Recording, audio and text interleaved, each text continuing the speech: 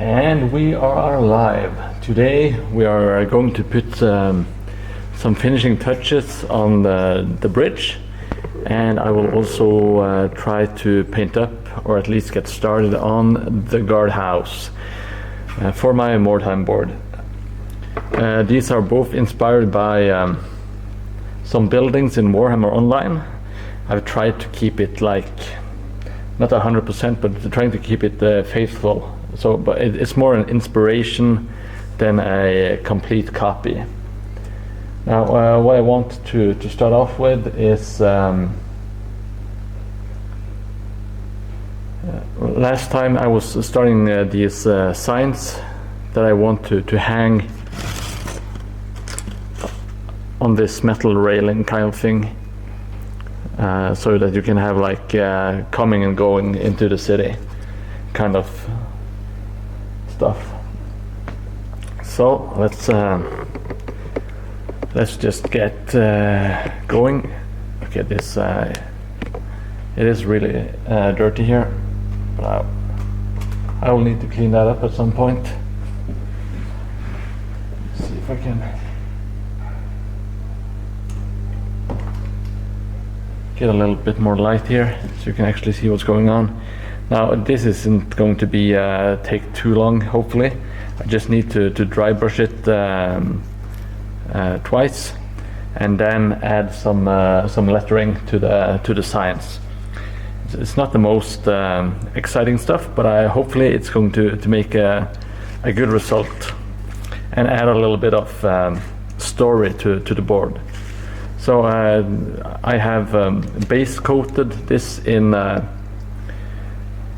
burnt umber from Liquitex. Any dark brown will suffice, and I will be dry brushing, highlighting it with raw sienna to begin with, which is like a really like yellowish light brown. I think it's really nice together with the dark brown in the umber. I think a small brush should suffice.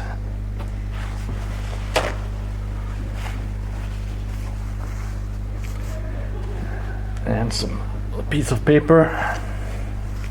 This is my servo skull palette. It is kind of dirty, so you can't really make out what it's supposed to be. But it is supposed to be a servo skull.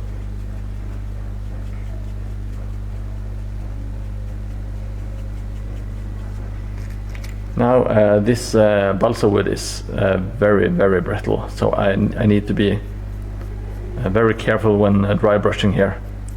I'm afraid it will break if I put too much pressure, so I might have to go over it a couple of times. Now, I did score this with a toothpick just to make some grooves. I'm not sure if you can see it because I haven't really built up the color yet, but it is really taking to the dry brushing and building up some color. So that's nice to see. I might have to go over these a couple of times just because of how brittle the balsa wood is. I broke the first sign just trying to cut it. It's not my favorite material to work with, but it's the one that's best suited for my needs at the moment.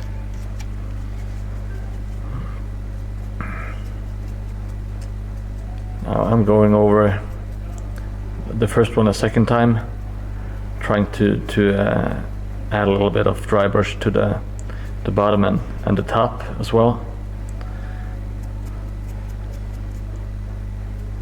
Just building it up like slowly. I should just need one or two more passings with the raw umber, and then I will blend in some white and get the last highlight up.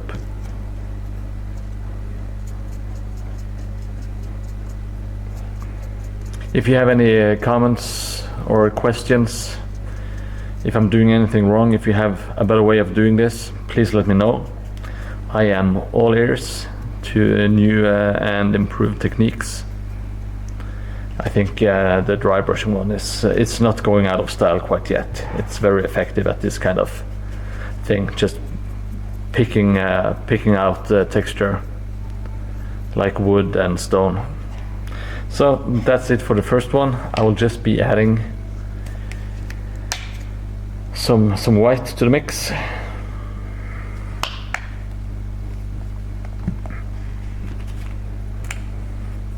Just have my trusty coffee stir stick.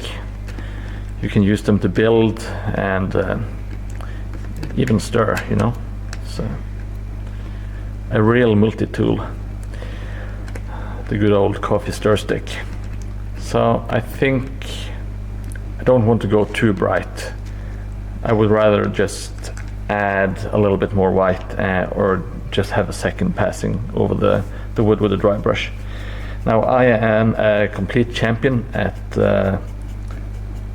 forgetting how much paint is actually in the brush. So I will try to remember that and improve. Yeah.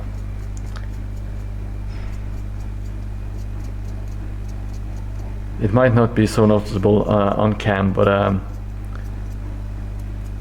it is picking out the wood beautifully. I will try to add a little bit more extra dry brushing to the edges.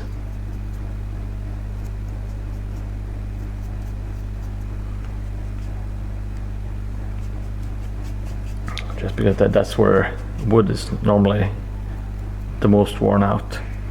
Yeah, now we got a little bit too much, but that is fine for the edges. And I just want to build it up and try to make it like a bit random, so everything isn't highlighted as much. And I think that will do it. Let me see if I can get it. Oh, it's not really in focus, so sorry about that. This is kind of just like some fiddly stuff, but I wanted to get it out of the way and get it secured to the bridge. And yeah, I also need to make out what I'm supposed to put on the signs. I was thinking like town square, because it is, the road is leading into the town square eventually, and I just want to put maybe like east or west gate on the sign going out. I saw this guy Prominus 4, he did it that way, and I just really, yeah, really liked it. He's a very good terrain builder. He's inspired me a whole lot. Okay, so I think that is it for the wood. I usually don't paint small stuff, so the lights are set up to paint. It's set up to paint bigger stuff like terrain. So my apologies for the poor lighting here. I'm just going to clean off the dry brush real quick.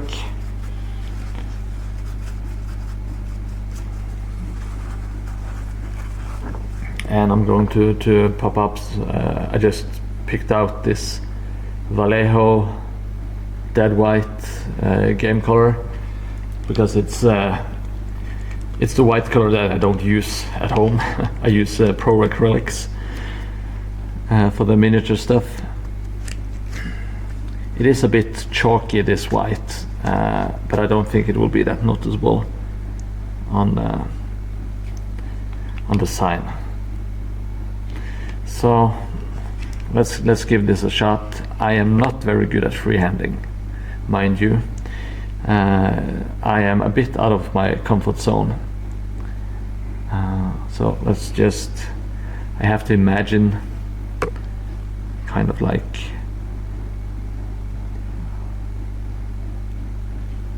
yeah, Okay, so here goes nothing. This might be a complete failure.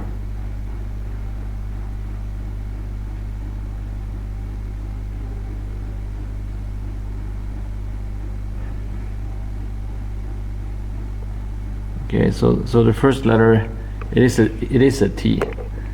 I think it reads as a T. So far so good.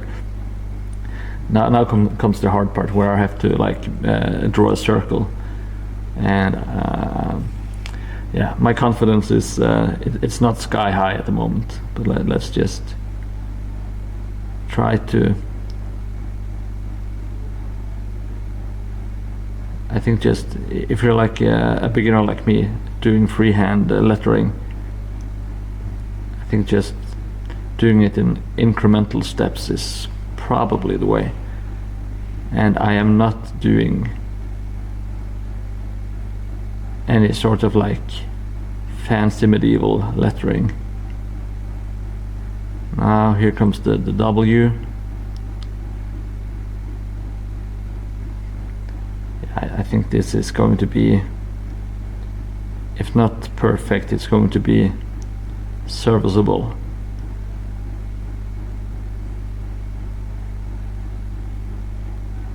So here it says town, and then I just have to add the square. Town square is what the sign is supposed to say.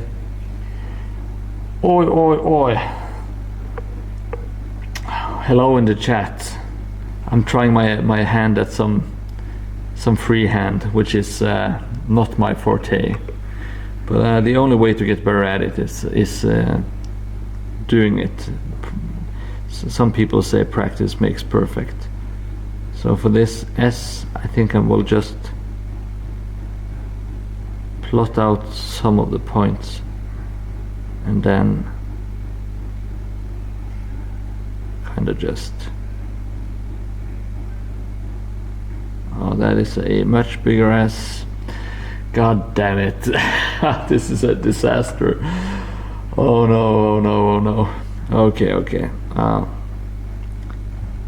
Well, I will just remove some of the paint. I had too much paint on the brush. Let's see if we can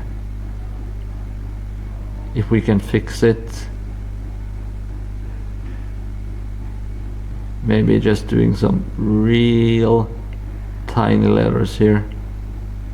It says town square. Well, that was a big disappointment. I often do this. I just can't space the letters. It says town square. Well, let's see if I go back and repaint that. Oh, you got the rune priest primed and ready to.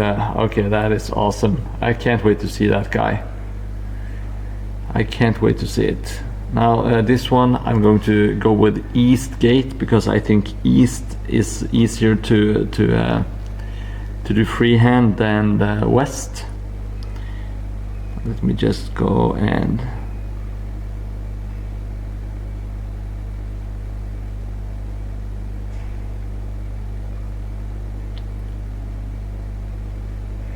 If everything goes to plan, I will do the exact same mistake as the last sign. Okay, so we got the E up.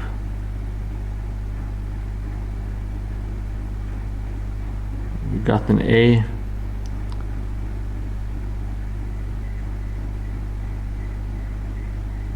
So far so good.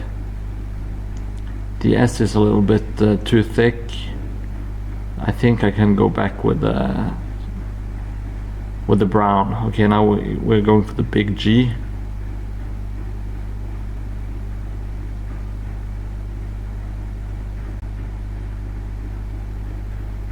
Now luckily gate only has 4 letters, so I think we should be fine here.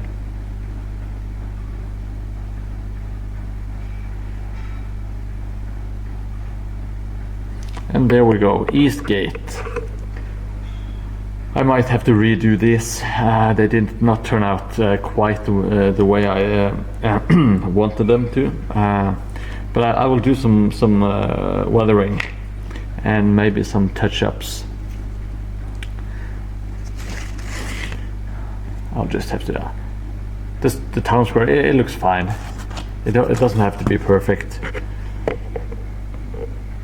I think it's going to look pretty good when it's hanging above, like so. I just need to tidy it up a little bit and do some weathering. I also have my finally remember to bring my test model to see if it's stable or if miniatures can actually stand or fit into the different places.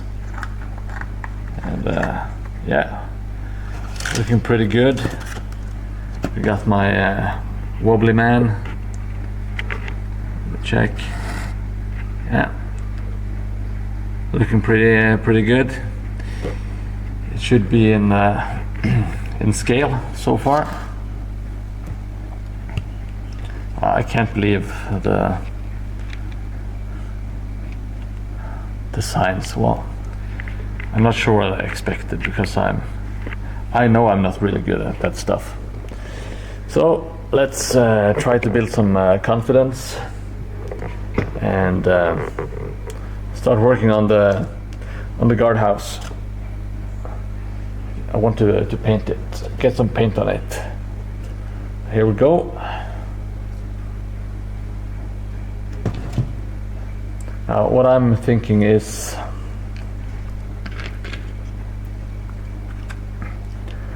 I want to I think I should start with the washes, so I should get some washes on the bricks, because it's going to take some time to dry, to completely dry. So I will start doing a wash, and then I will move on to, I think, dry brushing the wood, actually, because if I start painting the walls, I will be using a bit more runny, like thinned paint. So I think I should have to dry brush all the wood before I start to do anything else, except for the wash. So today I'll be using just some burnt umber, just some decently cheap acrylic paint. I will add a little dash of black into the mix, because I want to just to darken it ever so slightly, and just give it a little stir, and I will add some water as well. You can see it's like this lovely dark brown. It's perfect for washes. I'll just use my little squirt bottle.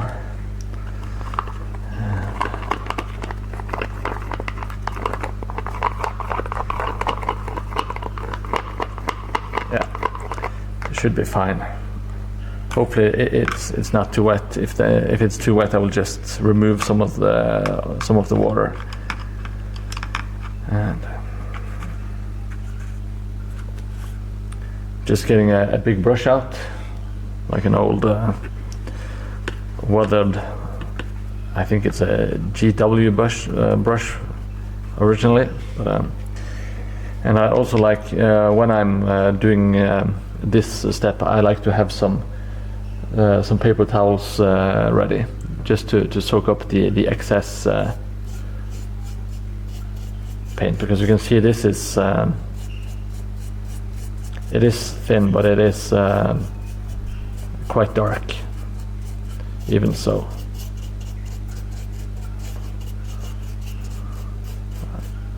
I'll also add a little bit on the door and the windows. I will actually add some extra in there, because I wanted to be really dark, so it doesn't stand out behind the window, because that is going to look very awkward.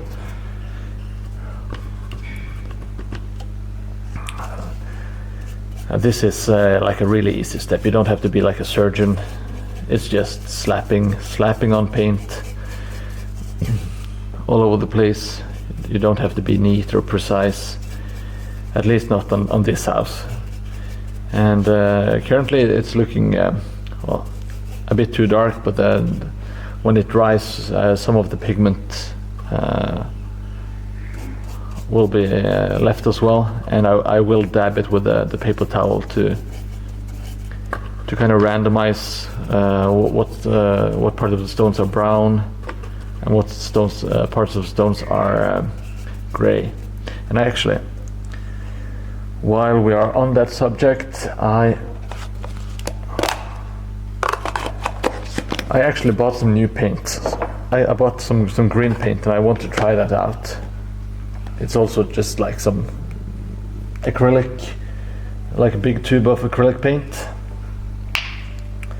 I haven't tried it before, but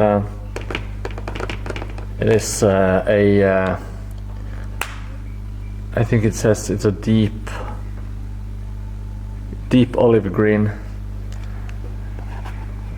Looks kind of nice out of the tube, but I want it to be a little bit more dirty and a little bit more brown. So I will just add a tiny dash of this burnt umber into the mix. If it's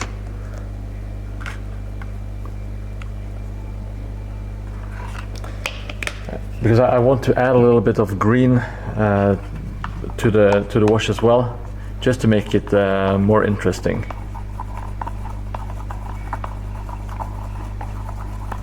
And the beauty of using these washes is that you can just kind of like blend them while you're painting, because the paint is so wet and runny.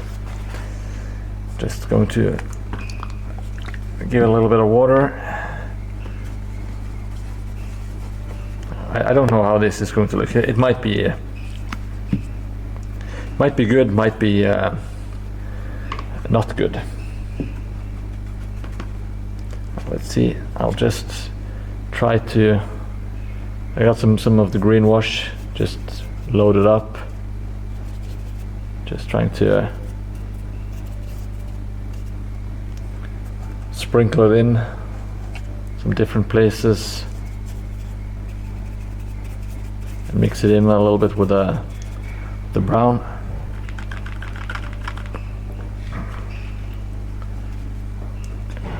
Going back to the final wall with some of the brown mix. There's still a little bit of green on it, but that doesn't matter. It might even just make the randomness better, because it's not pre-planned, you know. Happy accidents, as they call them.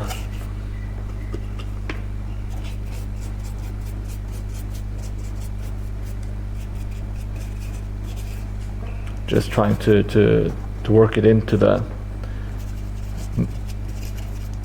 green into the brown, so it looks a bit more natural. At least that's the idea. This wall was just too green, so I will just be adding more brown to it, darken it. Yeah, I think that's going to look good. Like, it's kind of mossy, and it adds to the weathered effect, which is what I'm going for, because these are supposed to be like Mordheim boards, Mordheim terrain, so it is kind of grungy, and I'm just using a paper towel to get some of the excess paint off, and somewhere I will just be removing more, and some places I will keep most of it, just to get some interesting combinations. Like, here's more brown, and it has a little bit of green above the window. Yeah, I think it's going to look real nice when I go over it with a dry brush and tie it all together. Okay. Yeah. Now we'll just have to wait for that to dry. And in the meantime, we will be doing some dry brushing of the wood. And for that I will use the same brown color that I used earlier, which is this lovely raw sienna, which is a yellowish, light yellowish brown.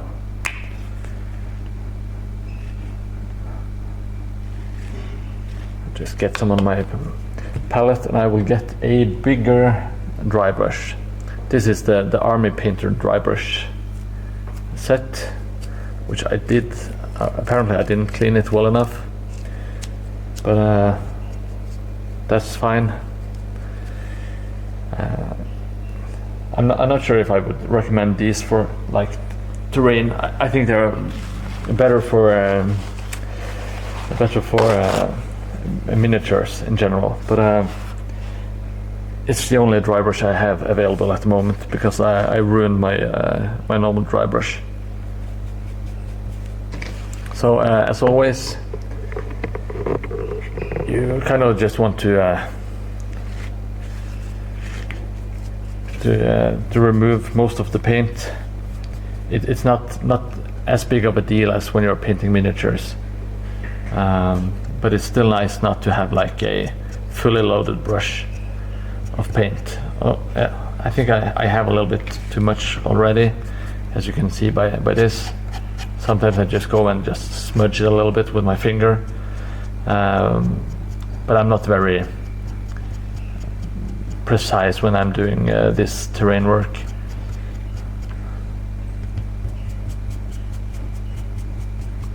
Now when you build up the like this yellowish brown over the darker brown, it gives it almost like this kind of greenish look to the darker wood, which I really enjoy. I think it looks pretty good. Now, when I put the clay into the walls, I might have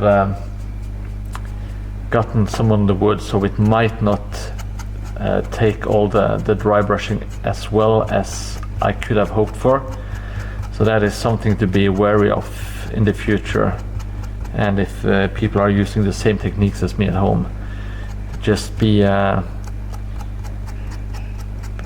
careful that the clay doesn't ruin the wood texture. It seems to be a bit flat at the moment, but let's just continue on. You can already see there is some difference, but we might have to do a second passing of the dry brush.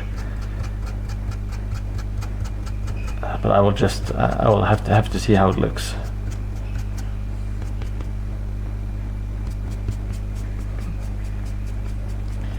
A dry brushing is really a relaxing technique.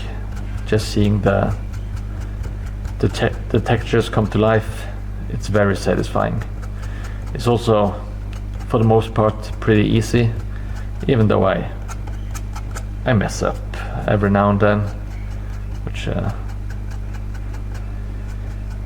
maybe I shouldn't be doing, but I think it's fine anyway. It's ruined terrain that I'm building for myself and the people that I want to play with locally.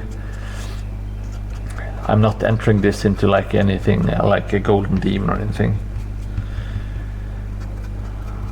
When you're doing hobby projects, I think it's a good idea to kind of like judge how, or set goals that you can actually accomplish and that are realistic. So if it's if you're like a novice, you're just starting out building terrain, painting terrain, I wouldn't recommend like setting some sky high goals. Just because it's just going to get you all depressed if you don't make it. Get some realistic goals, and yeah, take it from there.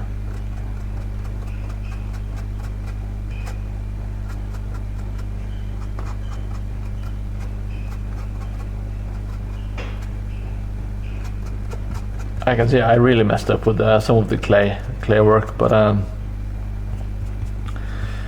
these windows actually have some wood around them, but they are completely encased in clay at the moment. So, well, that is unfortunate, I guess, but I think it's going to look okay anyway. I like to always blame the carpenters of medieval Mordheim.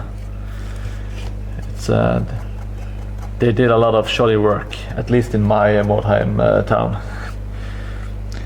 Terrible carpenters. They did not know what they were doing. Anyway, I'm just working one side at a time, trying to pick out all the wood. It is really easy to miss spots that you have to go back and do. It is of course not the end of the world, but it's sometimes if you are done with all the dry brushing and you have actually painted the other bits of the house, it's kind of annoying that you have to get the paints out again, and you might spill over some of the other parts you painted. So when you're done with one side, just do like a second pass over and see that you have actually painted all the wooden parts. Like underneath the shingles here, there's a little bit of wood, so I would like to just catch that with a small dry brush. I doubt that anyone will ever notice it, but it just feels kind of good, to me at least, to know that I've tried to do my best. Or like, I shouldn't say my absolutely best, but like my 80% best.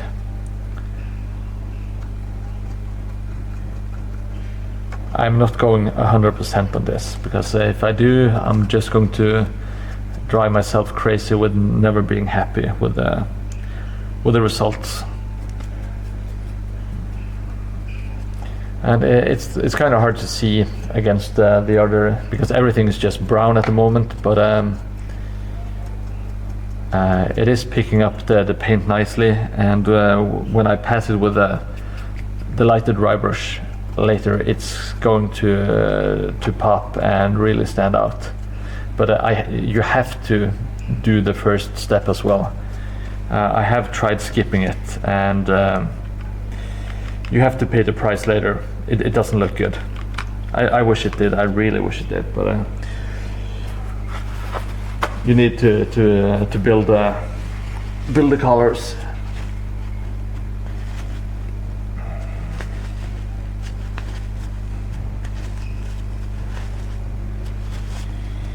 I hope you people watching have some hobby projects of your own that you can work on while you watch or listen.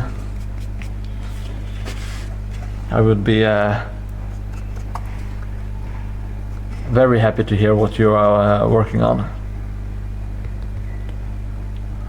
unless it is dwarfs. I've had it with all the dwarfs. The dwarven holds. This top beam, I'm just trying to get pick it out a little bit more. I want it to kind of pop like on the top.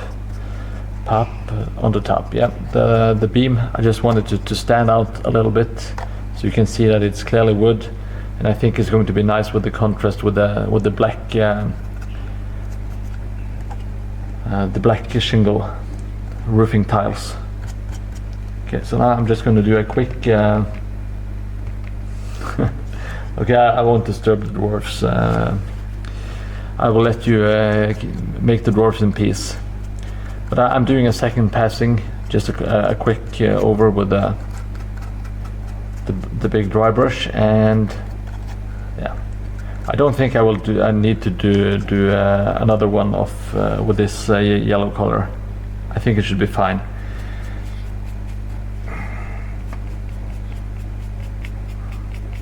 I will just be working. Oh, got a bit too much, but I think I can just just keep dry brushing it, so it kind of like you just dry brush it more, so it kind of just blends with the previous dry brush, I guess. Yeah, this is turning out better than I was hoping. This project in general, not just the dry brushing, but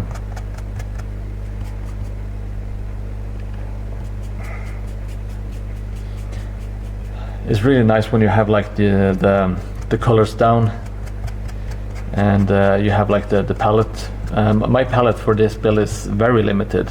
It's mostly just 2 browns, black and white, and with those combinations I can pretty much do everything on the board. Oh, I also have some gray. Like I could mix black and white, of course, but I have like a gray as well for some of the stonework. But yeah, just like a limited palette makes things more cohesive, and it's so easy to work with when you don't have like 500,000 paints to juggle. I hope that you can see the building fine. Please tell me if it's not in focus. It looks like it's in focus on my cam and the laptop, but I'm not watching it in high resolution, so oh, just a little bit too much on the loaded on the brush.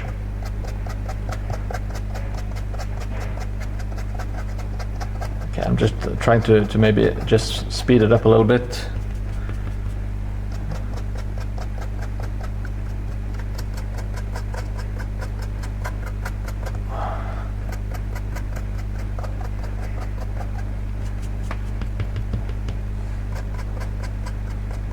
I wanted to try. I downloaded or added a new extension to the Twitch stream, but I haven't activated it yet because I kind of want to have like a music bed just going, so you don't have to listen to like the silence in the background. But I haven't tested it on stream yet, so if you guys are ready or can help me, assist me with some feedback, I would like to attempt it when I'm done dry brushing this side of the wall. I'll try to just tilt it a little bit more so you can actually see what's going on. When I do dry brushing, I always brush against the grain, so the grain is going this way on this piece of wood, so I'm going the other way. The crossing the grain, I guess, would be more correct. And here the grain is going this way, so I'm going across it. That way the dry brush, the paint will be a lot more effective because it's picked up by all the edges. Now I will just do the beams, like the kind of like the medieval woodwork thing here, like so.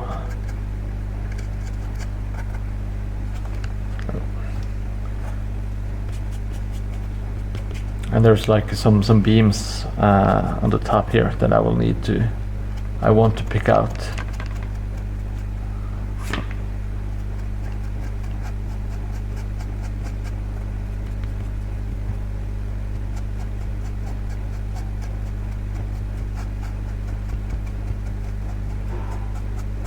and also the top beam here, just getting at a nice little dry brush just to pick up the light brown, getting it built up for the final highlight. So it's not that time consuming, it's pretty easy. It's just a base color,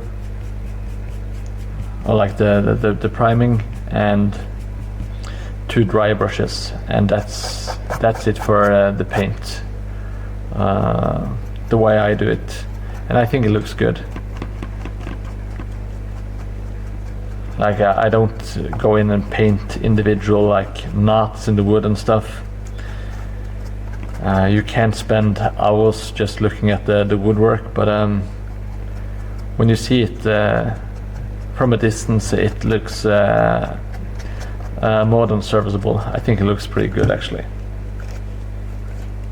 Now I also, as I mentioned, try to remember to get all the wood pieces when you're working with one color. So I will go down here, there are like 2 beams that are sticking out, and I want to make sure that they have the same look as the rest of the wood.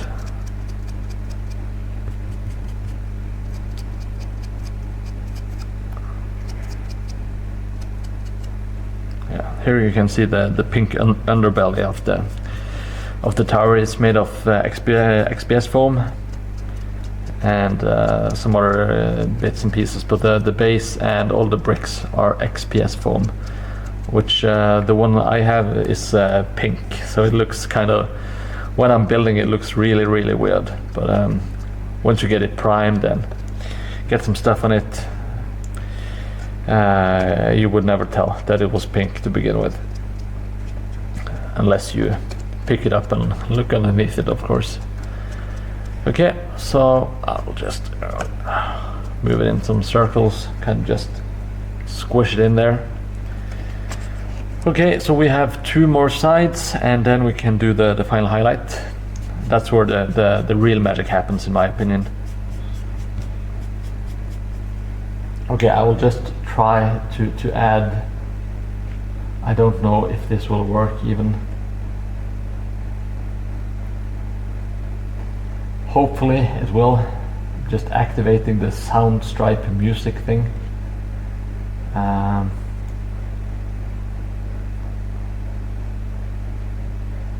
I will try some, yeah, I will try the synth wave.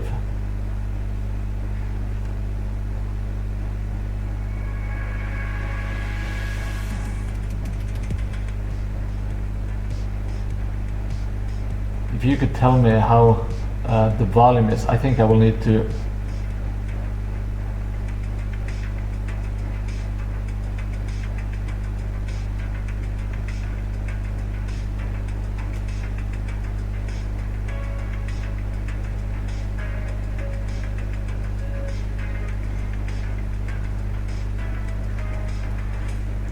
if I could get some feedback on how the music bed, if it's even working, and how the volume is, I would really appreciate it.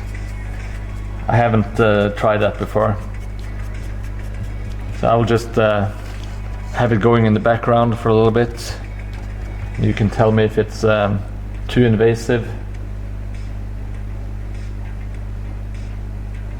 or if it messed up the stream completely.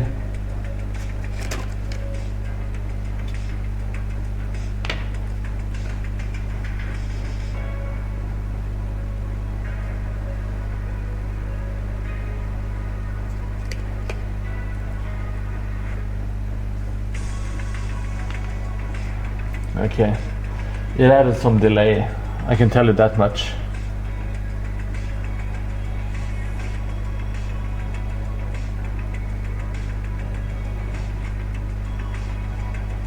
Yeah, sorry for this, just okay, a tad louder. Okay, thank you so much. I will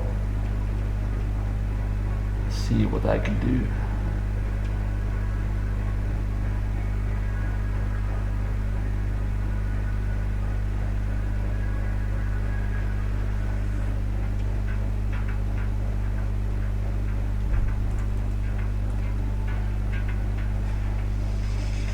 So, okay, I turn it up a little bit and I will get back to the dry brushing. Get some more wood going here.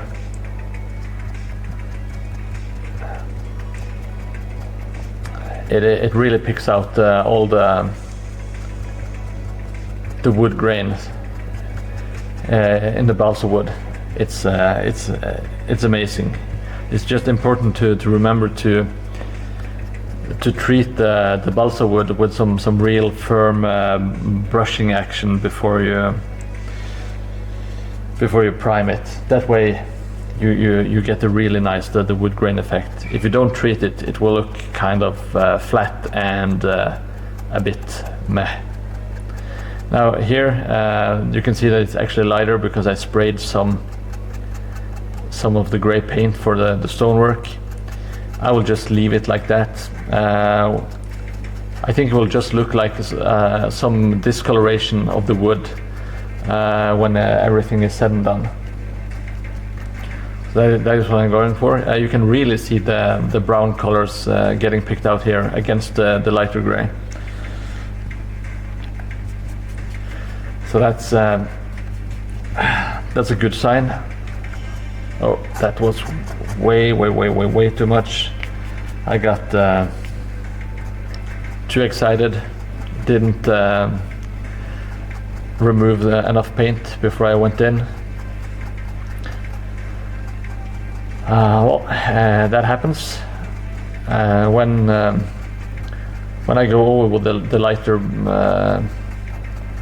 dry brush. It will kind of cover it, and it should just look like another discoloration, like the wood is a bit darker here and a bit lighter here. So really no harm done. If I actually like spilled a bunch of paint on the wood, then I would just go back with the dark brown and redo it. It is that simple. But most of the time I just treat it like a bit of randomness to the process. Like wood is random in nature. It doesn't always look the same. It has like discolorations and like twists and knots and all kinds of stuff. And it when it has been exposed to the weather and all kinds of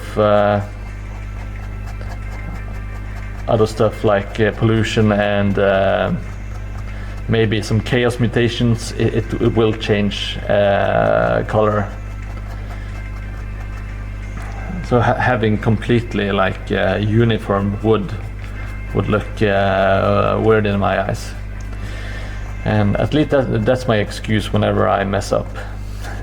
It's very important to have the excuses loaded up at all times. So if you do a mistake, you can just blame it on something else.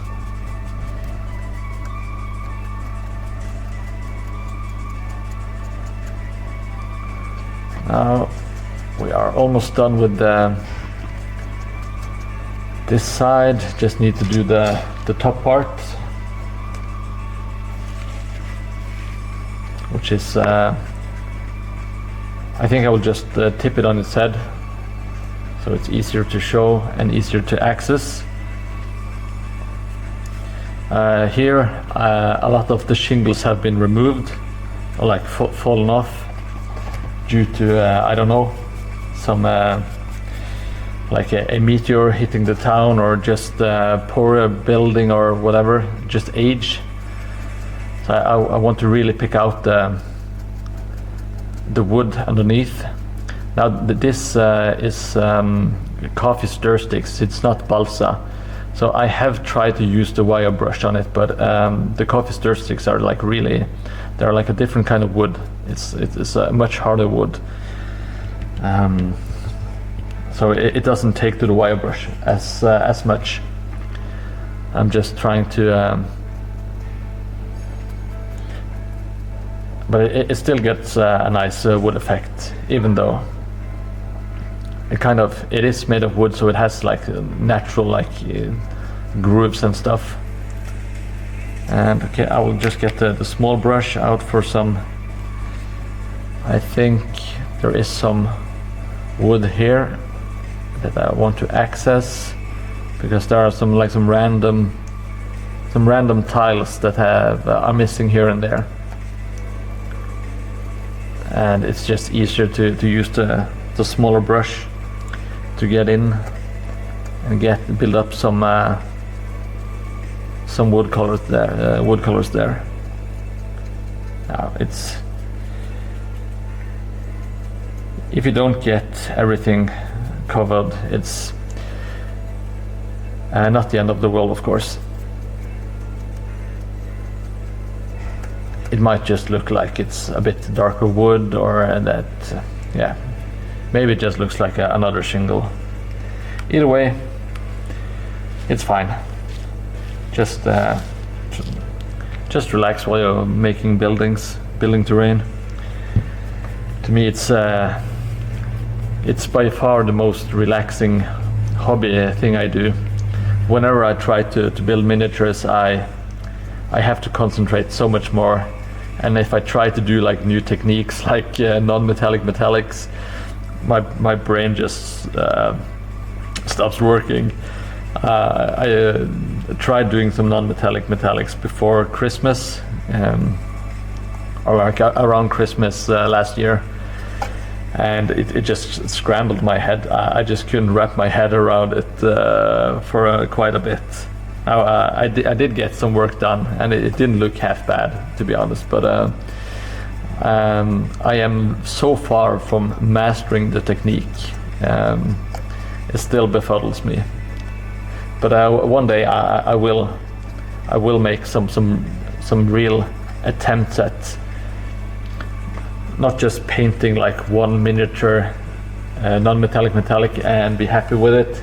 I want to kind of master the technique, so I can just almost pick it up and do it anytime I want, without having to like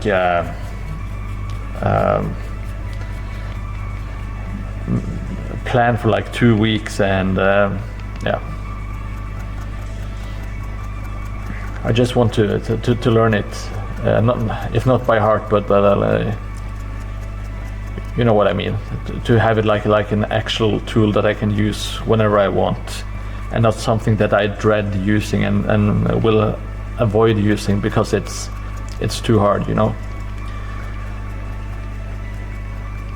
You just have to practice, and I also really have to practice my freehand, because this isn't nearly at the level that I want.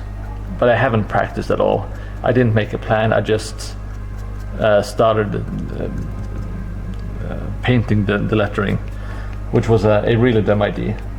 If I had actually planned a little bit ahead, it might have gotten me much better results right away.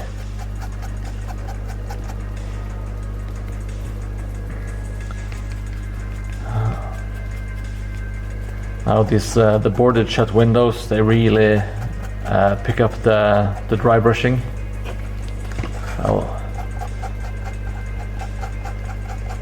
Yeah, like getting into shape real quick.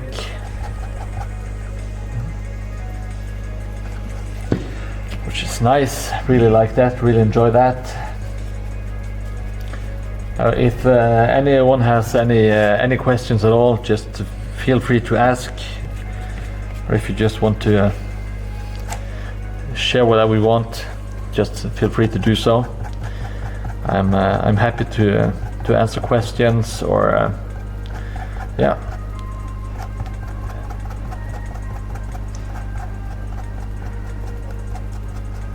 I will go back to the beams on the inside a bit later, because I need to go with a smaller brush, because it's hard to reach them with a big one.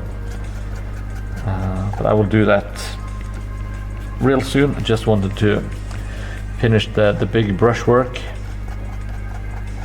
to save a little bit of time whenever possible, because we all have limited time to do hobby stuff, and I just want to.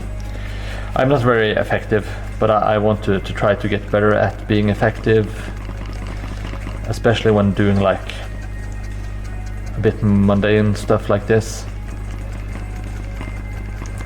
I tend to be a real slowpoke in general. I'm not very effective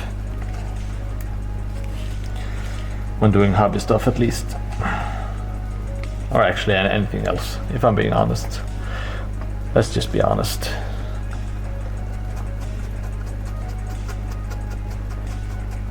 But there's always room for improvement, so I will try to speed this up a little bit without compromising the quality. Oh, yeah, that was exactly what I was expecting. Too much paint, but it should be fine. I'll just drag it out with the dry brush and brush it elsewhere.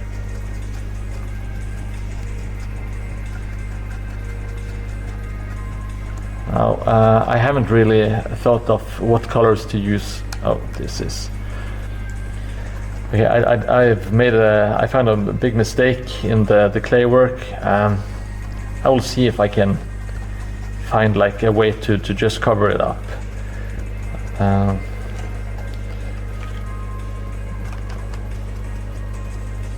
not sure. Yeah, it is pretty visible. It's like a big lump of clay that I didn't push down as much as I should have. Now it looks kind of dumb. I will see if I can. Well, it might be a bit too much, but I will try. I will maybe add a little bit of creepers that are crawling up the side of the building.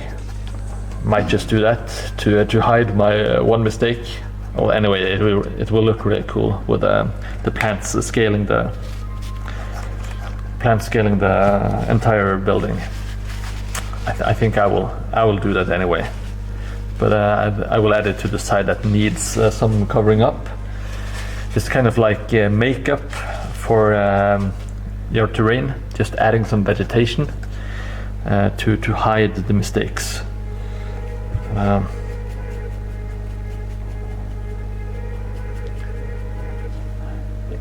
That should be allowed to do a little bit of makeup. Why not? It is pretty much like all painting and like terrain work. You're just trying to like. They are all illusions. You are trying to make something look like something that it's maybe not, because it's a plastic soldier. It's not actually a human, but you try to like use all the techniques available to you to make it look like a human, or like a Skaven or orc or whatever.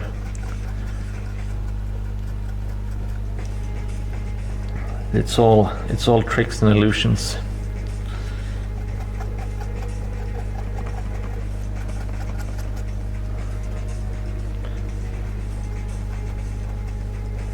So I think we should be pretty good on the wood.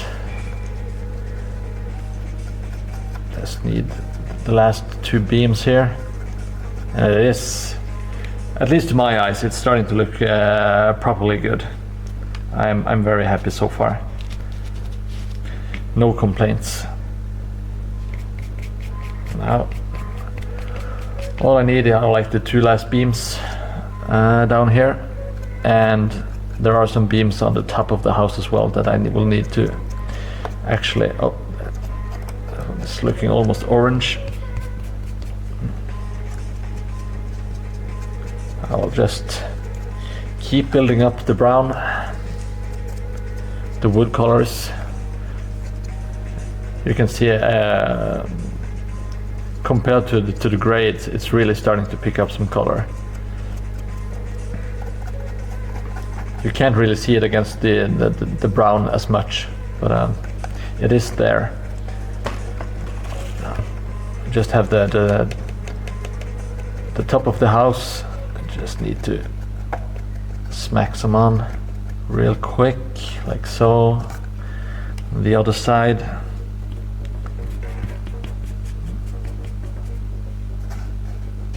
Okay, the light. I will need to do some adjustments to the lights, no doubt. Okay, that way. Now just the top beam here. I need to be careful so I don't. I have like some spiky bits, like spiky ornaments on top, and I really don't want to break them. I imagine they are not the most. I know that they are not that durable. So let's just try to get someone on the edges that is really effective, like edge highlighting. And let's just do the top beam of the house, like a second passing over it, just to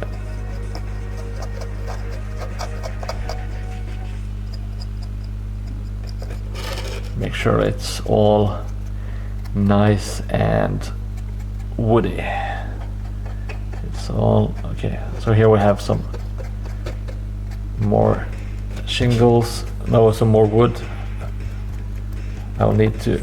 Oh, I forgot to do that. There you go. That's how easy it is to miss. I missed some of the wood sticking out from the roof there, and there's also there is also some wood here that I will need to just pick out real quick. And like that, the first part of the wood highlights are done.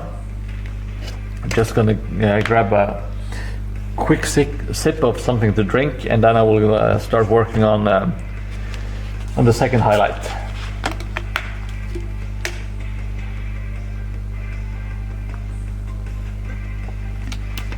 I can't believe I've done this for an hour already.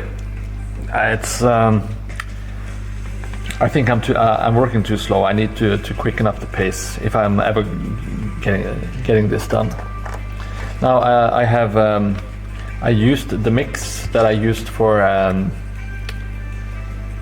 what the hell did I use it for? Oh yeah, the wood earlier. So it's just a mix of the light brown with some white to it.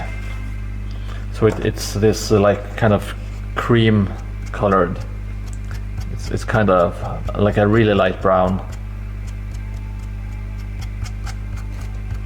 I will just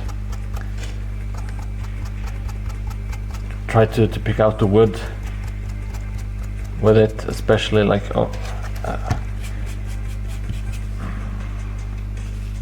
there was still some of the darker brown stuff on my brush. I'll just try to get rid of that and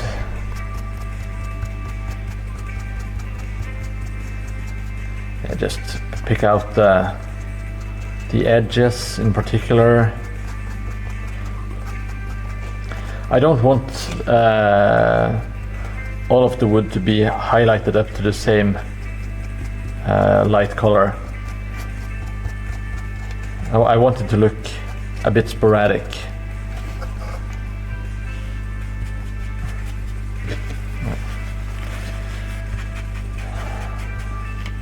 But it really is really starting to look like something now, in my opinion. Wow, this is some great saxophone music in the background. Absolutely amazing.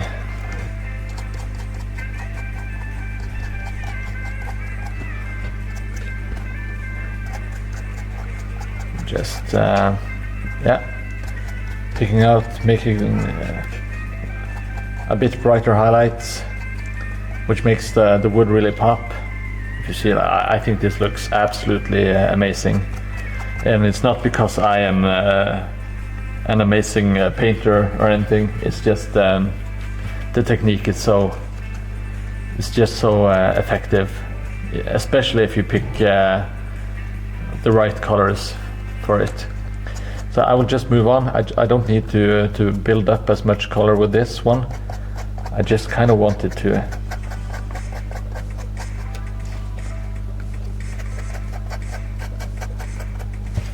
I just want to highlight here and there, just to give. Oh Jesus, I got way too much paint on the brush now.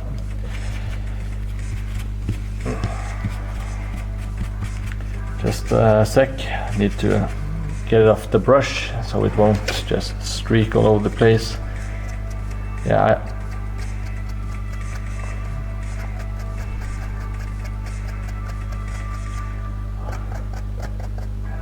just the combination of the dark wood with the yellowish light wood, and then the bright one just really, oh gee, like that was terrible. I need some more paper towels.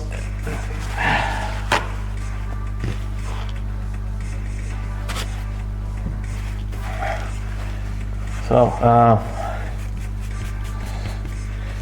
yeah, I am not a professional. I do so many mistakes all the time. Like this one is too bright. I got a little bit too much paint, so I will go over it with a wash to kind of just hide it and darken it a little bit. And I am considering going over with the green wash, just to give some like a green tinge to the wood here and there. Even if it does already get this kind of greenish hue when you do the combination of the dark and the light yellow brown. Yeah, it's not the end of the world by any stretch.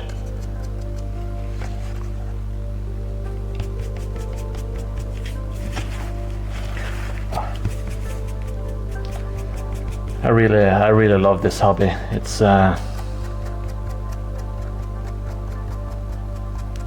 can't think of much else that I would rather spend my time doing.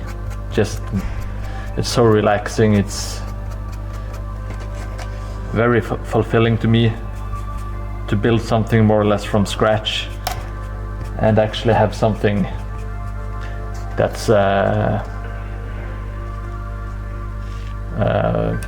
kind of beautiful, at least in my eyes, when you are done.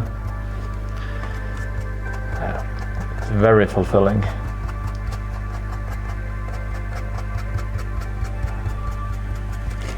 Especially when you have like had ideas and dreams in your head, and you've been thinking and like not fantasizing maybe, but kind of like daydreaming about how the results are going to be, and they actually turn out to be close to what you wanted, at least. That is very satisfying to me.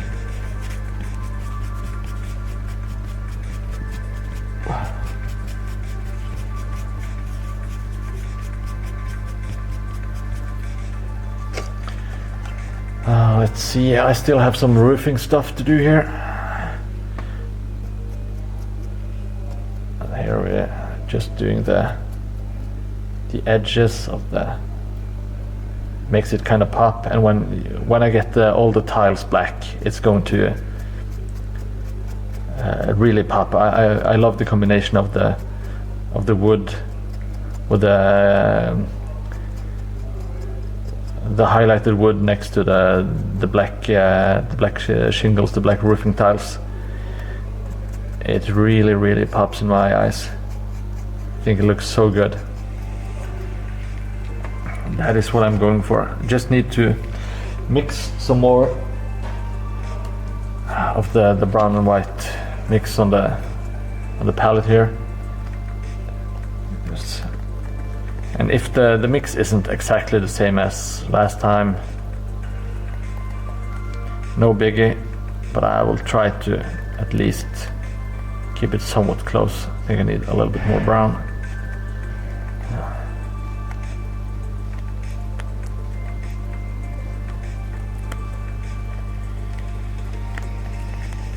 Yeah, that should do it. Looking close to what I had earlier, and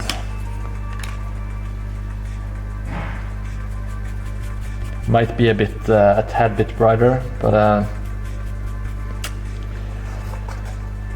as always, no worries. Yeah, wood is looking real good on this house, I have to say. Very happy with it so far.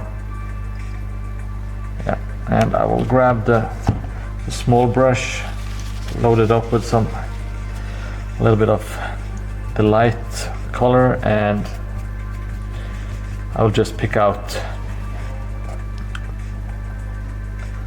Yeah, that might be a bit too light, but that's fine. It really stands out, at least. I'll just go between the ornaments on the top of the building and just trying to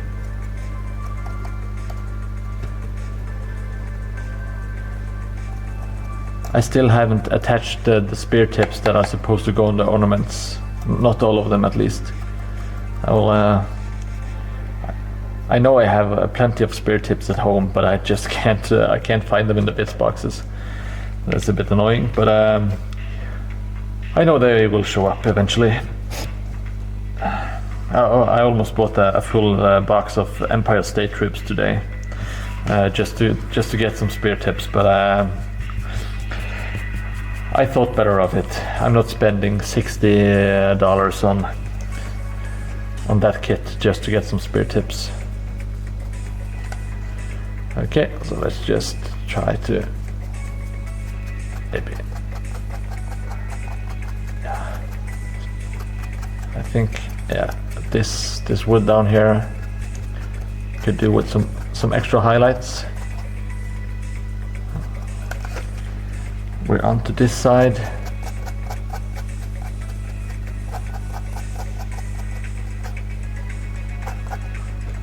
Oh yeah, this wood is popping. Really like it. Very happy with it. I want to at least start with a wall plaster as well today. So I actually have a bit of progress. I don't like leaving the studio and I feel that the piece looks pretty much the same as when I started it. It's not a good feeling. Even though today is going to be a bit shorter of a session. It's not going to be a 4-hour stream as I did last time. Even though that was crazy fun. Time just flew by. I actually got quite a lot of work done.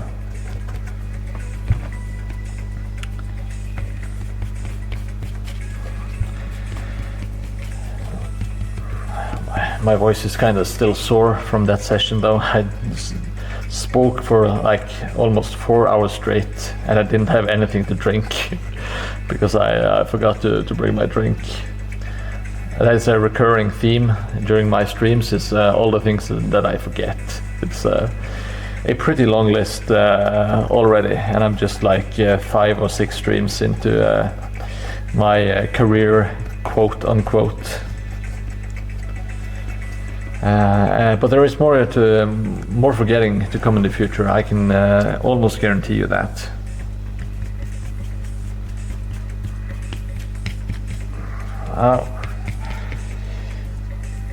If you are watching and enjoying this and you're not currently following, I would really appreciate it if you follow so you can get updates when I'm going live next time to continue doing my hobby stuff. I'm building like a really cool board, at least in my opinion. This is what it's looking like so far. I'm just going to pivot this a little bit. There you can see my paints as well. So this is what it is eventually going to look like. So you can, I will show you step by step. I'm doing it all the way from the pink bricks to the final highlight. I do pretty much everything on stream with you guys, which I think is a lot of fun, and hopefully you guys enjoy as well.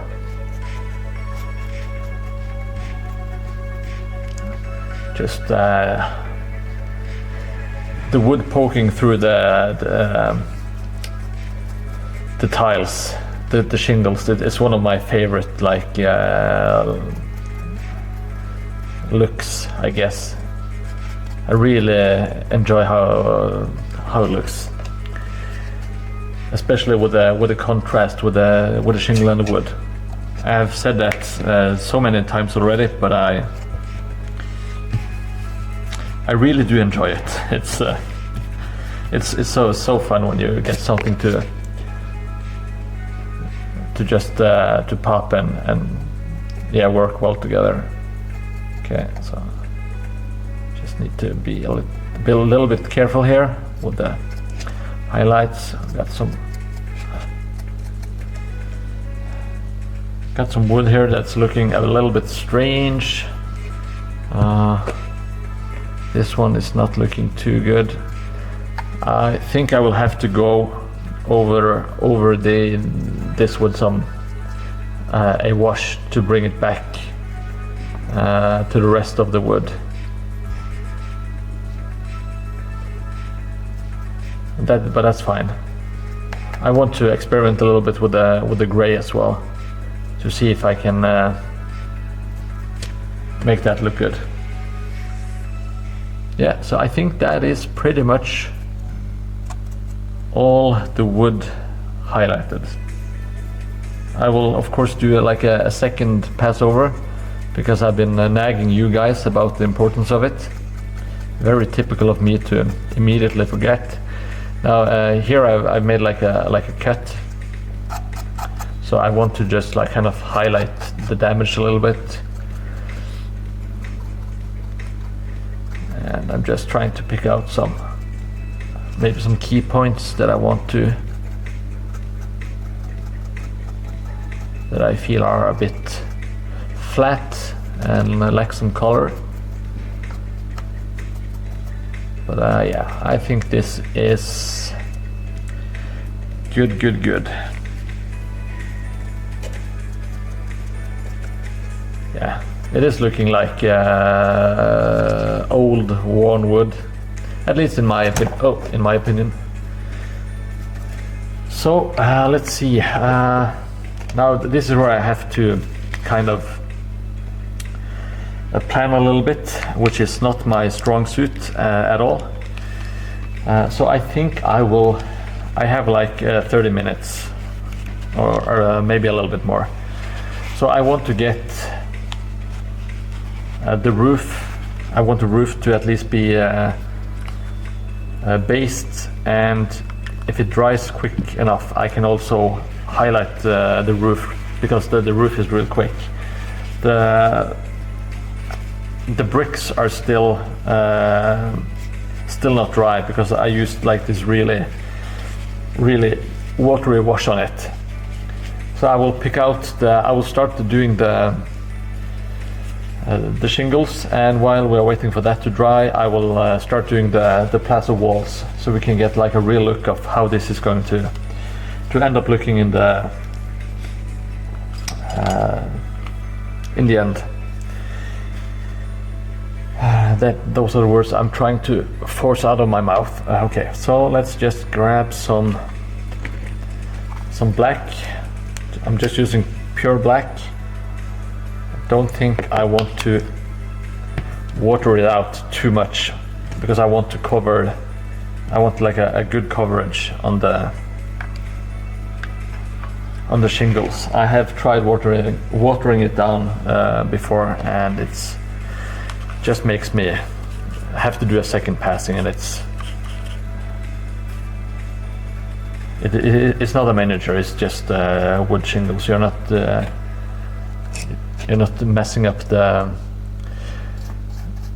details at all. Just trying to slap it on nice and thick, and I'm trying to be mindful of where I put where I painted the wood, so it's still so don't paint over it.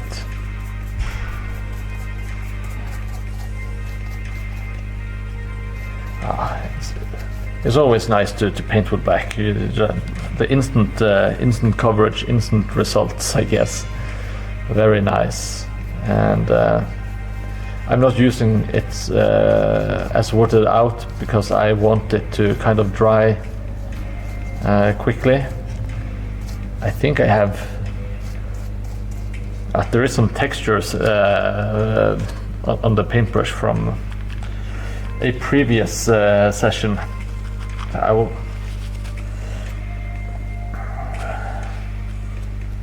I used it to paint sand and spackle, so it doesn't matter because the shingles can use some texture anyway. But I didn't want it to be like a really thick sludge. Okay, so this is already much better.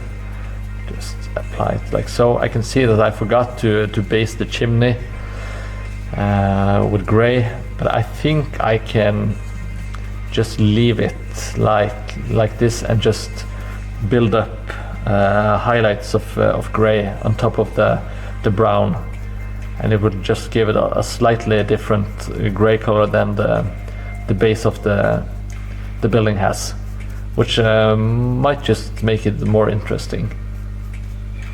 Okay, so this brush is not very good for precision, so god damn it. Well, I would just have to go over it with a smaller brush later on. It shouldn't present any big challenges. And here I'm going under the shingles because they are kind of like sticking out from the roof, and they are like light underneath, so you need to get your brush good in there to hide it. Now I will just leave some of the tiles that are hard to get to with the big brush. I will just leave them alone, and I will just pick up a smaller brush and fix those real quick later on.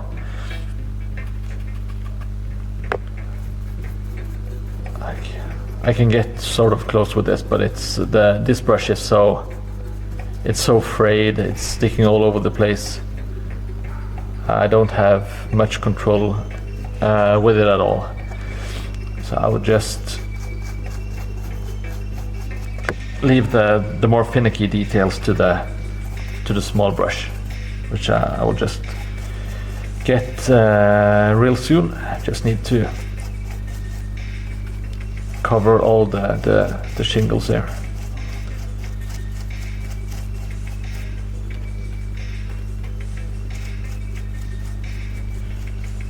This is well,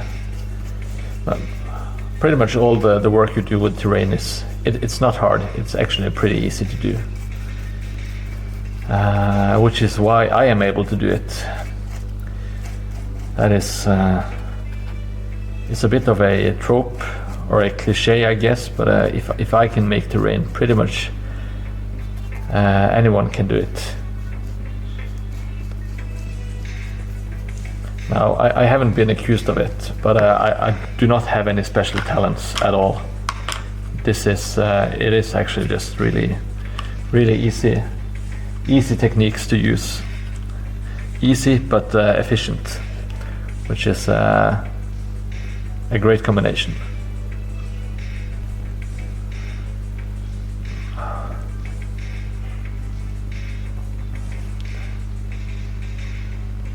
This the small quote-unquote brush is also kind of frayed and terrible. but it is much easier to work with than the big brush. I just need to learn the techniques of the broken brush.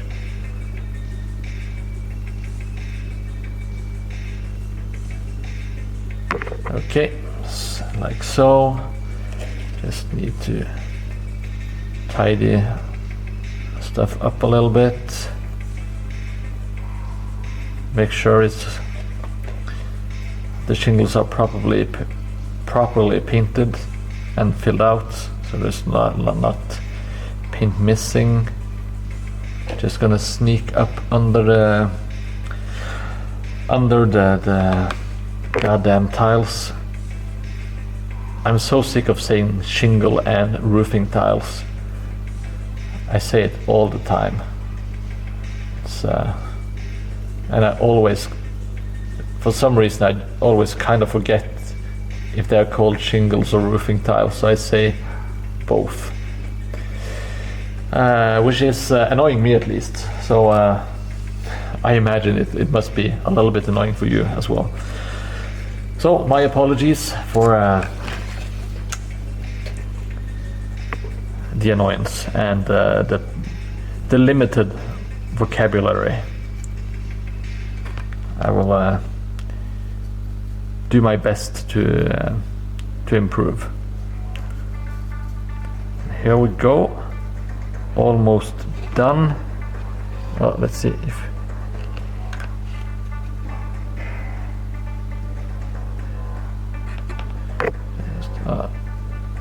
I'm not used to painting with a camera positioned in front of me. It doesn't affect me most of the time, but sometimes it completely messes up my view, or like the angles that my brush are able to attack the models or the terrain with. Okay, so I am,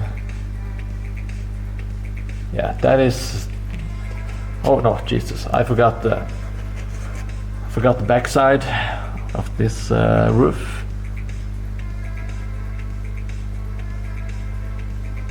I need to just slide some paint here and there. Also, I could go back and highlight the wood beams a little bit more here. I will see if I get around to doing that, or how the final result looks. Because I think I will be using the cream color for the final highlight on the roofing tiles. Okay, so there we go. Just wait for that to dry, and in the meantime I will do a little bit more of the classic combination of light brown and white. It's the cream mix, as I like to call it. I can show you again. It's raw sienna, yellowish light brown, and it is just white. And as I've mentioned before, just limited palette and limited amount of colors. At least to me, it really helps. It's easy to keep it cohesive, and yeah, you don't need that many bottles of paint around you.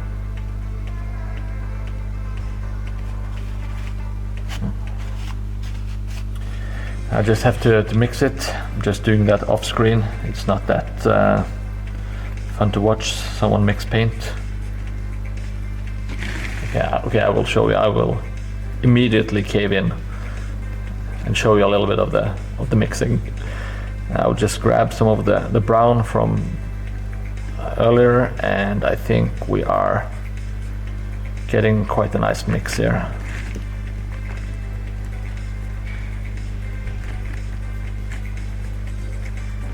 Let's see. Yeah, that is looking pretty decent.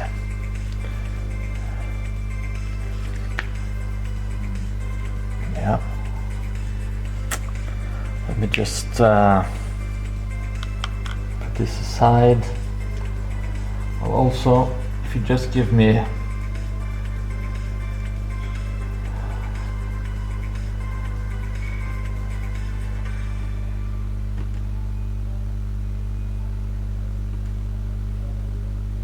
quick second, I just need to update something on Twitch here.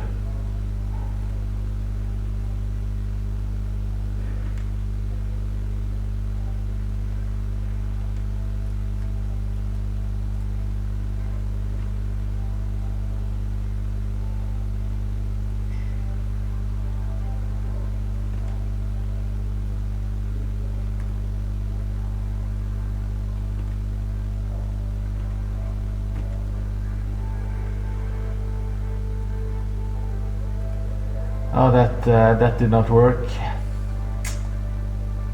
Aye. Well,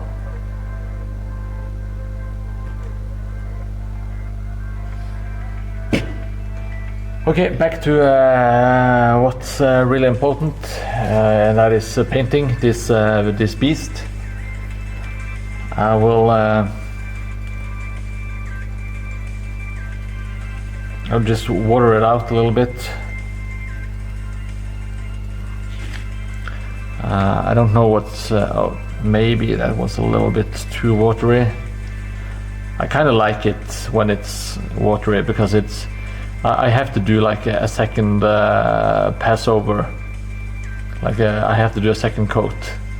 But when you do this, where it doesn't really cover, and you have the cream colored and the brown, it kind of gets this like kind of moldy, disgusting look to it, and you can use that to your advantage and just let it stay like that in some places, so it kind of gets this like almost decayed look, and you get it for free.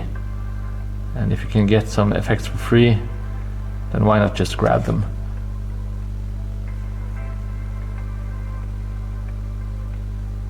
So I will do at least probably two or three layers. Like I will do this color 2 times, and then I will do a highlight. That way I have more control over how it looks, and you can build up the color and leave like the ugly bits where you want the ugly bits to be. And you can see the clay is cracking. And I will go over the walls and stuff with like some washes later on, and it really picks out all the nice cracks and stuff.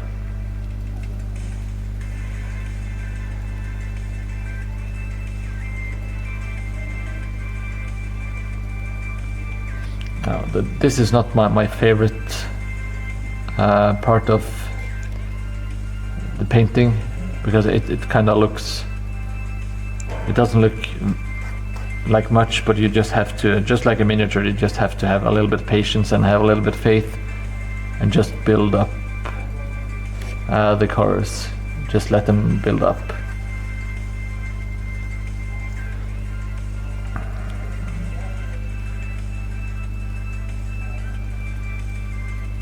I think this should look good in the end. I just try not, I don't care if I hit the window, because I'm going to paint the window later on, but I don't want to hit the wood that we have already highlighted up, because that kind of eliminates the and just as I said that, but yeah, it should be fine. Okay, so that is that part done. I will also do the top tower kind of thing. The tower doesn't have the same texture, but I will just use the same kind of technique for it. Just build up, just keep some parts with less paint, so it kind of just looks a little bit ugly and moldy and worn, sometimes, or pretty much most times, I just let the randomness of the brush and the randomness of like how much paint is left decide where the kind of gaps in the paint appear. You can of course be more precise and decide where it's going to be, but I just feel like that, like true randomness is more random, I guess. Now okay, here I have to try to be precise with this absolutely terrible hooked brush kind of thing. Okay, so I'll just keep it a bit more dark near the edges instead of risking destroying the wood that I have already highlighted. So it should be fine. It is a little bit finicky with that, depending on which brush you use. But that's fine. It's looking decent. It's starting to look like a house now. And if we have any watchers that enjoy this, that haven't followed, please consider doing so. It will make my day, and it will keep you alerted to more of this stuff in the future. So if you like watching medieval terrain being built, I do it from the first step, like from making the buildings using cheap materials like cardboard and XPS foam and stuff, all the way up to the final highlight. And I like trying to build like a community and stuff of watchers, because it just makes it more fun for everyone involved. Oh, now the paint is a little bit too thick here, but I will just add some water and it'll just blend it on the go. It's really easy to fix. And I see that I have forgotten to highlight actually the frame of the boarded shut window, so I will have to go back and do that, pick that out later. And as you can see, it looks like the paint has been, when you just build it up slowly like this, it kind of looks a little bit disgusting, and like the paint is almost trying to escape from the walls, like it's been flaking, or yeah. And like you can just leave, you don't have to paint all the way to the edges all over the place, just kind of gives it some natural shadows.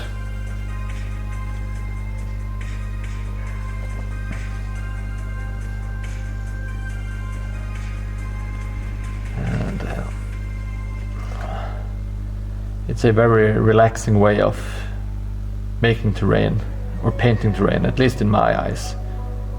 You can also kind of just, another technique is just priming it like a really light color, like a bone white, and then you just use washes for all the wood and all the kind of stuff. But I started doing it this way, and this is the way that I enjoy doing it. I have tried the washes technique as well. Actually, I will show you just real quick the mausoleum kind of parts in the graveyard, that they are all done by primarily just using a lot of washes. But of the two techniques, I prefer this one more. It might be a bit slower, but I do feel like I have a little bit more control, and it's just more satisfying to me doing it this way. But I do use a lot of washes, especially for the stones and stuff. I do like using washes to change the tint or hue or whatever it's called.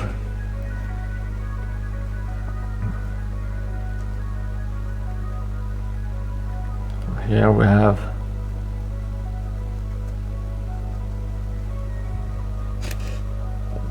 I was using it very lightly, so I just wanted to go over it another time to build it up a little bit more before moving on.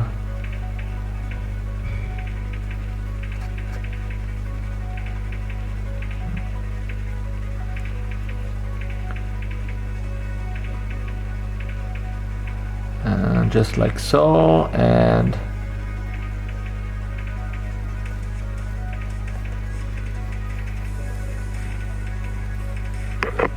yeah, I think that's looking let me just move the cam up a little bit so I have some more room. Oh, I have more sides.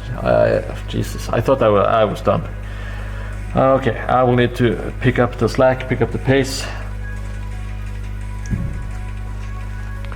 And let's just get cracking.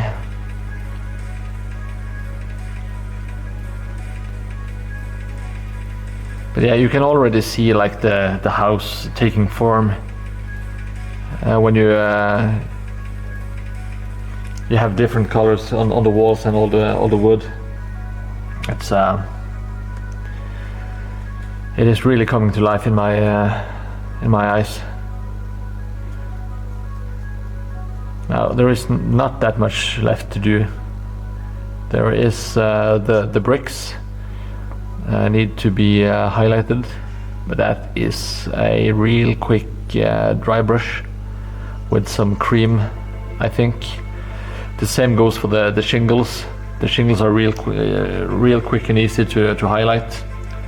Just the two coats, like the two highlights of dry brushing should be enough. And yeah, just some more work on the walls and it should be done, and some detailing like rust details and the window and the door on the front. But yeah, it's take a look at that. That wall looks probably old and worn out, man. I really love this look. It's a technique that I learned from a guy called MS Terrain Lab. He is an absolute master.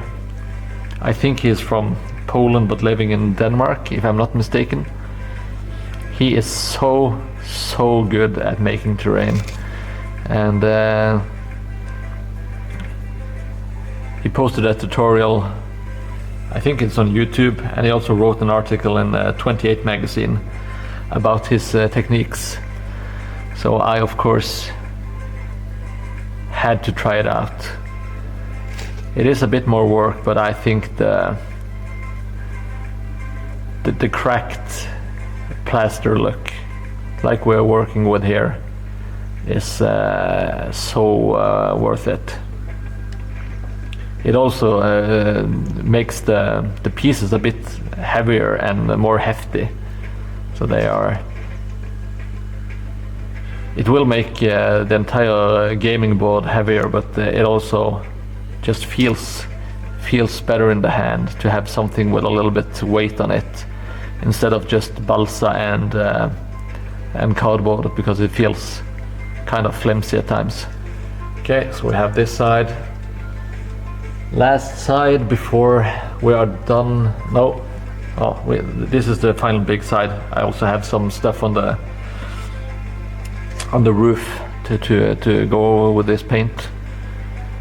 Same as always, I just used like a really thin. It's not a wash. It's like a mix of between a wash and a layer that you would paint your miniatures in.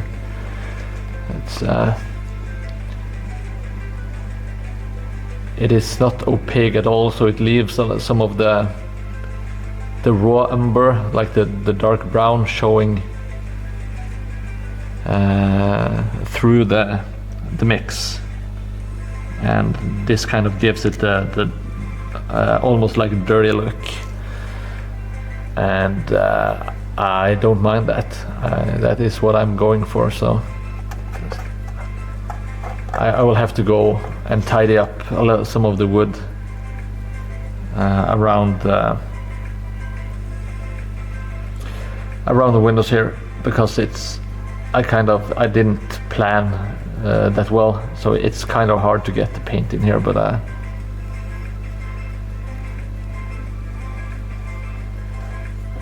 it will be okay.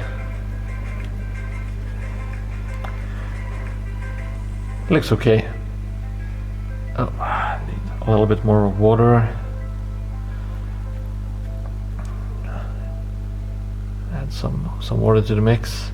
If you do, like, instead of doing two thin like watery coats of this, and you instead decide of just doing one solid, there is such a big difference. I tried doing like just one solid layer because I wanted to build the colors quicker, and I can't recommend it. It actually pays to use two thin coats for this, for the wall stuff. A lot of the other Jesus.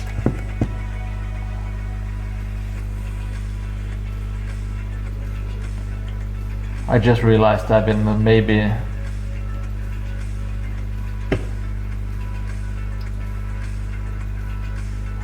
I hope that the music hasn't been looping in the background for you guys. If so, I'm really sorry.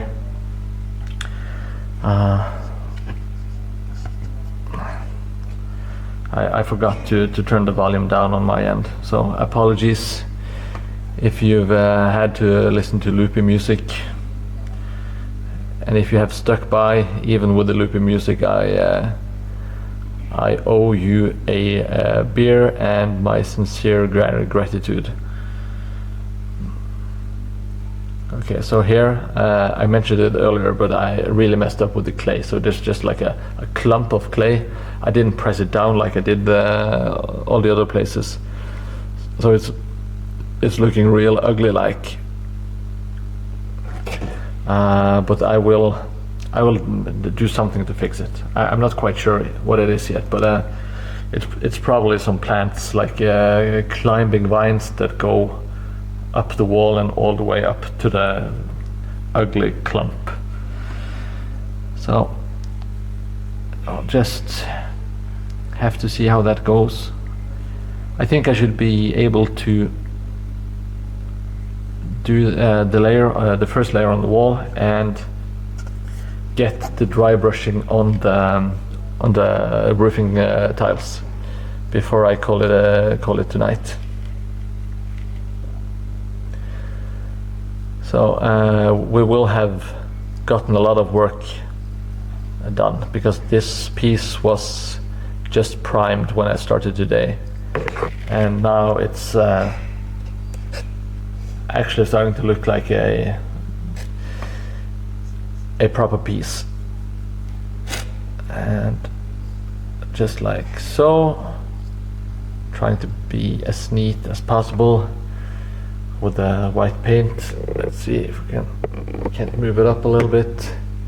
Okay, so that is it for the walls. This is just the first layer. I will do probably two more, and when those are done, I will just weather it with a lot of washes and stuff to make it I will build up a nice bright color for the wall, and then I will smudge it back to dirty again. So for the the roofing tiles, I will just keep it simple. I will dry brush them first with like a gray that I have already mixed, and I don't think it has dried out yet. I keep them in like these boxes. So I will try this, and for the final highlight, I will use the same cream color that I have been using for highlighting the wood and painting the walls. so it kind of just blends everything together. Oh, hello, Jelly Moon Productions. Welcome back. It's a joy to see you again. You're at the tail end of the stream today. As you can see, I have done a bit work on the guardhouse. It is looking rather nice.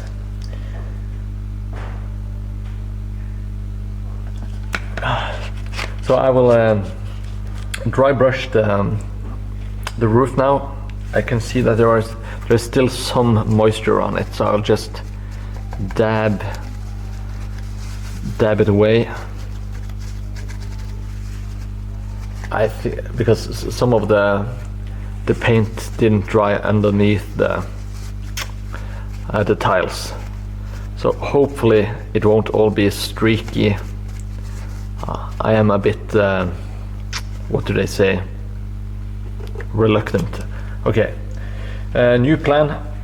While I wait for the roofing tiles, I will just dry brush the chimney ever so slightly and see if it's okay with just some dark dry brushed chimney action.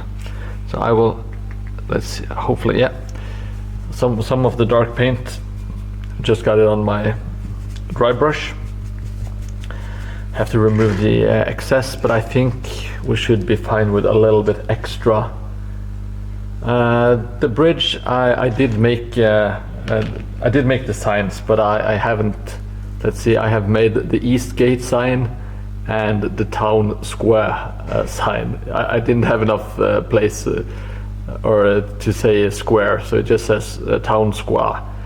So it was not my proudest moment, but I will try to weather them with some like washes and see how they look. So if they look okay, I will just leave them be and take the L and move on. If it looks absolutely horrible, I will have to reconsider it. Okay, so this has been primed with the umber, the raw umber as a spray by Liquitex, and now I'm going over it with a dark gray dry brush, and it is just leaving the brown in the recessed areas, and I'm leaving a little bit of it on purpose because I don't need it to be like perfectly gray stone. I never see like any stones in real life just be 100% gray. So I'm starting to like the look of this. It might actually be the way forward for all bricks I do. The way I prime these with gray and then I wash them. But I might just use the umber spray as a base and then just dry brush up the gray. Because I do really enjoy having the same base color tied all together. It makes it look a bit more uniform. Okay, so at the moment it's looking pretty good. I will add a little bit a lighter gray.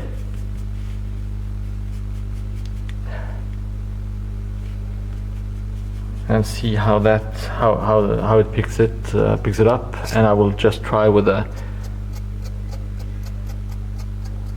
Yeah, I think I can live with this. I think this is looking pretty good actually. You can see that it's different from the shingles next to it.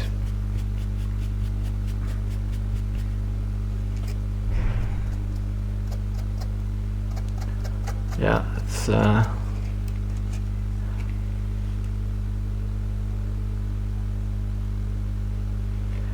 yeah, I agree. Thank you for that. I think that the dirt, just the texture just picks up all the dry brushing. It enables the use of really easy techniques, and I can't get enough of the easy techniques.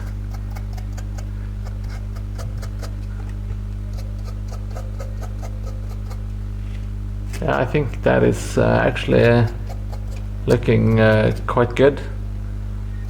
I think I will just dry brush the roof with the darker gray, and then I will go over both the chimney and the roofing tiles with the cream color, the last highlight. And this is magic to me. It's how the tiles turn out with just a little bit of gray highlights and gray dry brushing. It just picks it out so nice.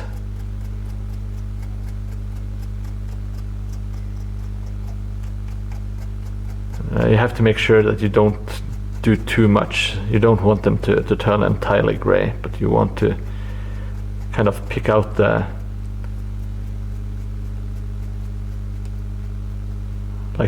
lower part of the shingle.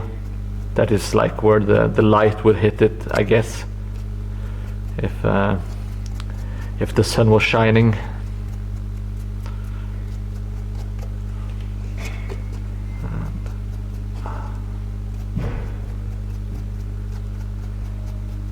Oh, thank goodness for easy and effective techniques. This is. Can you imagine doing like non-metallic metallic roofing tiles? That would be. Well, I would never make terrain if I had to do that. I like keeping it simple.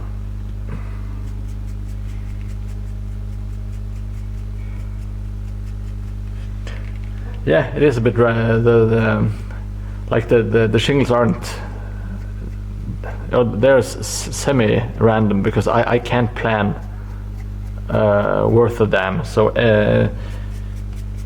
just by that, it is kind of random. And sometimes, like I just when I painted tiles, when I glue the tiles, I kind of just screw up and I lose some of them. They just fall off the roof. And I just decide to let them not be there. So there's kind of that randomness to it as well. And then I try to kind of like just scatter them on purpose as well, because I can't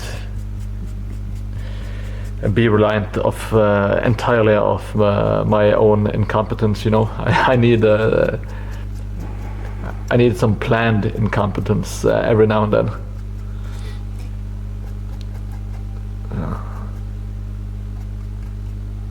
Yeah, it's really starting to pick out the details.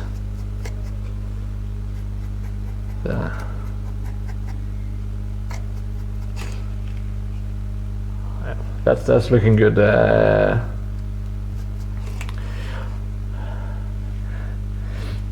Looking good.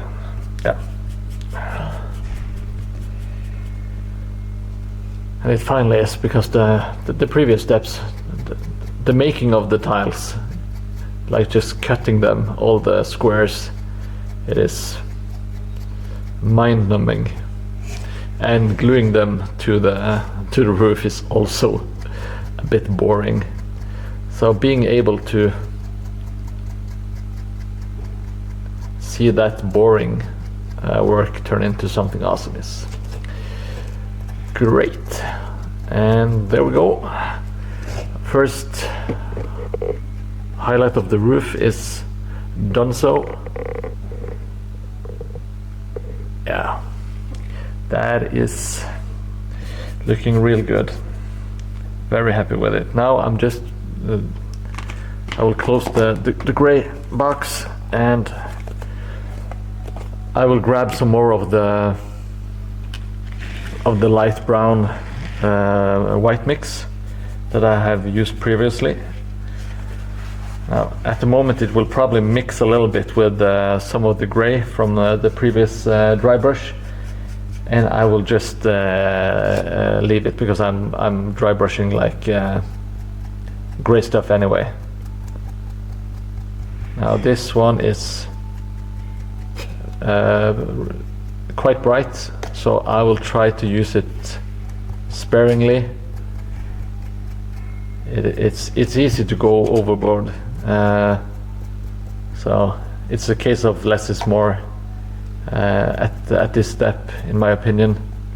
Just pick out some in particular that you want to highlight. They don't all need to be the same amount of highlighted. Like maybe I'll just do this one. The top one maybe needs a little bit more action. Oh, I pretty much did everyone there. Well, that's...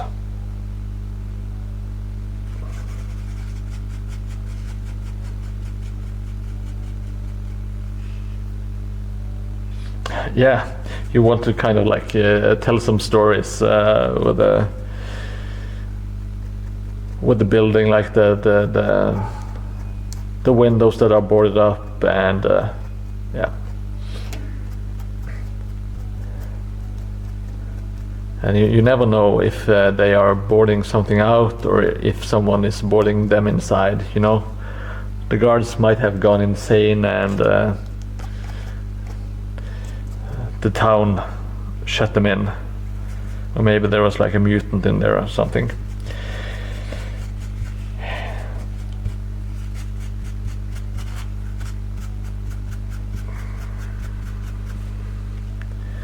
Now, let's see.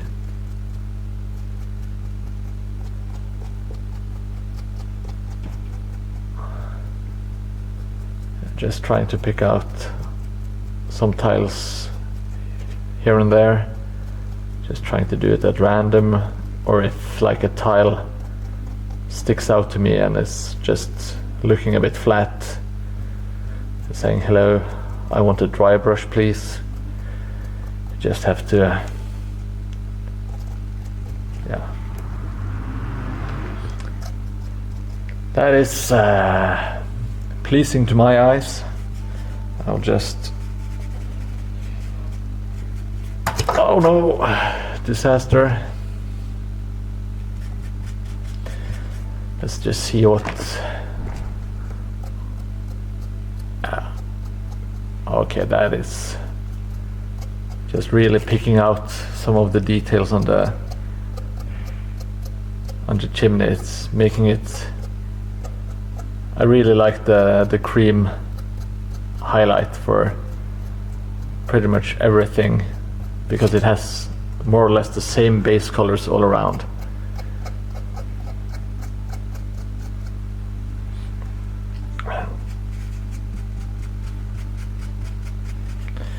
It kind of makes the stone look more interesting as well.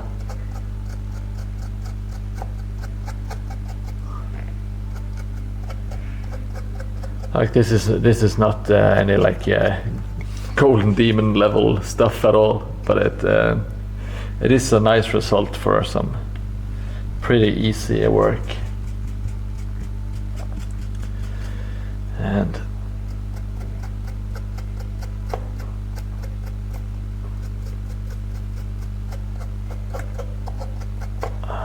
I'm sorry,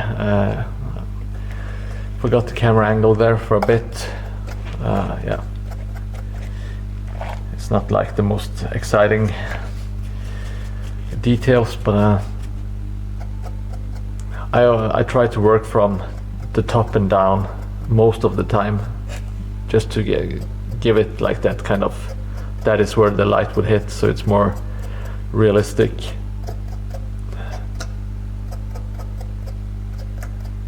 And if you smushed the rocks or the bricks, the XPS foam, it will have like some stone-ish qualities to them, which picks up the the dry brushing a lot better than if you don't do anything. Then it will just be like weird flat shapes. Okay, so as I have the dry brush and I have the paint ready, I will just do see if I have missed anything and just go over it with a last highlight. We have some here, which I kind of messed up with some black, but I will just try to cover it with some really light, bright highlights. And where the highlights are really bright, I'm thinking of just muting it with some washes, like green and some brown washes. I think it's going to look really good. Very happy with the wood, how it turned out on this house. I need to tidy it up some places, but that's just perfectly fine in my opinion. Okay, just add a little bit here, and here we had some wood that I forgot about earlier on.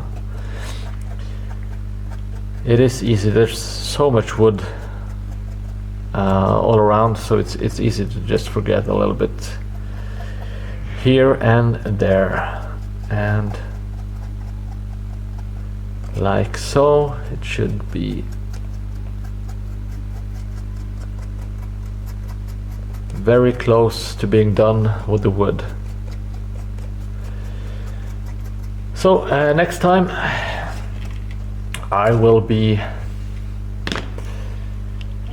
this will be finished next time.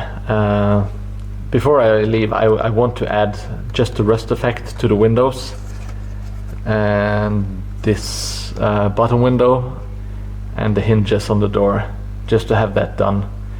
And the next time I will just finish this piece. I will do the bricks, I will finish the walls, do the rest of the rust, and that should be pretty much it. Some foliage, and it will all blend into the rest of the buildings. I think it already kind of does. Let's just do like a comparison. If I can just put it down here, you can see the cream is a bit off. It's not the same color, but it's getting close. You can see the tiles are mixing with the others nicely. Yeah, it should look good. Just nice to keep it all cohesive, all tied together. And I see that I have a bit of a problem that I will share with you now. It is something that I thought I had under control.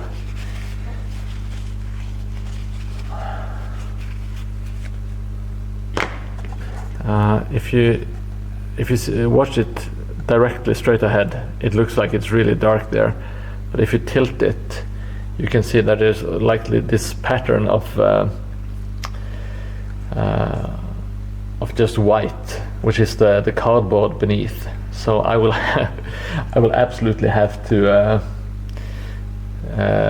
remedy that. I will need to fix that. There's also some areas here.